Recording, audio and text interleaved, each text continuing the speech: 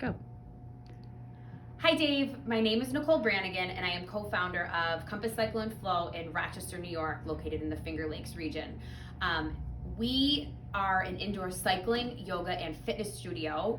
The concept was formed by my sister and I, and we've been in business about 4.5 years. The business has grown exponentially, and before COVID hit, we were on track to do amazing things, both from a financial perspective and very community-based this past year.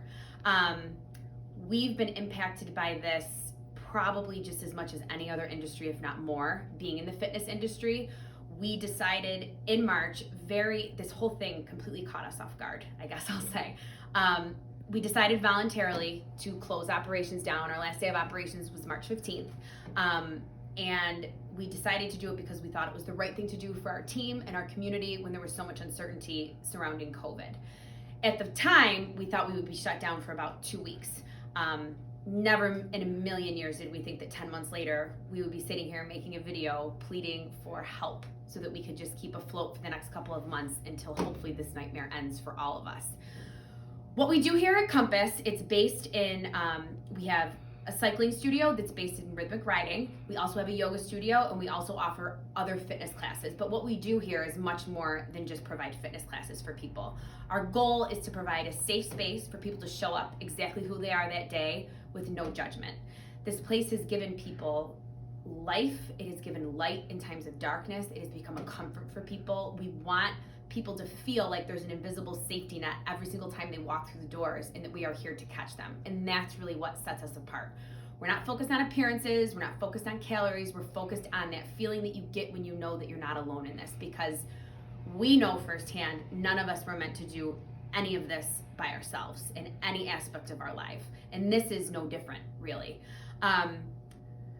We have continued to support our community in any way that we can. One of the building blocks of our business plan was to make sure that we are giving back to the city that my sister and I both grew up in and that we love so much. So over the last 4.5 years, we've hosted countless charity events. We've gotten creative in how do we support the people in our society that need it the most. And even when the pandemic hit, we didn't stop doing that.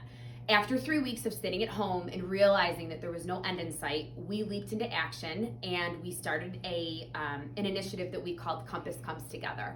Every Tuesday for several weeks, we picked a different local organization that was seeing an uptick in activity and not in a good way. There has been a huge uptick in mental health needs. There has been an uptick in people losing their battles to addiction, an uptick in child abuse, domestic violence, the list goes on. And we didn't feel like enough attention was being brought to any of that. So what we did on Tuesdays is we sat here, doors wide open in Western New York in March. It was cold, March and April, but we collected donations and facilitated that between our community and other people in the greater Rochester area, and then made the drop-offs ourselves to these organizations on Wednesdays. And it felt so good to be able to continue to do what we always try to do, which is to give back, even at a time where we were not able to support our own families and our own livelihoods being due to the fact that we were forced to be closed. We did get permission, fast forward to July, to start opening up outdoors. In the meantime, we certainly tried to support the community by offering free classes on YouTube, which our team tirelessly and completely did this on their own, decided that they didn't want us or anybody to be alone in this. So they did that through YouTube and were able to provide those services for weeks until we finally got the green light from the governor to start having our classes outdoors. Meaning that we had to completely change our business model, pivot once again. We hosted outdoor yoga classes at our family sort of bar called Silk O'Loughlin's down by the water. Our old boss, my sister and I both worked there I worked there for almost 20 years, tending bar. Cleared off the deck every single Saturday and Sunday morning so that to help support us when he was struggling at the same time. We hosted yoga classes there all summer, and here at the studio, we went into overdrive and wheeled bikes outside 3 times a day, speakers, whatever we had to do to make it work, we did it. Finally got permission to move things back indoors. We cleaned, we spent tons of money on PPE, we tried to get a virtual system going, not being technologically inclined. We did every single thing that we could do to help drive revenue and to keep our business afloat. In October, we were finally given permission to come back inside at 33% capacity, and it was exciting, and we thought, okay, if we can just get through the next 6 months, we're going to be okay. And then on November 24th, the word came down from the governor that we were in an orange zone, which means that we had to shut down our studio, and then 5 miles away, there are studios that are still open. And I know we share the same frustration that all of these restaurant owners and bar owners feel in our area as well.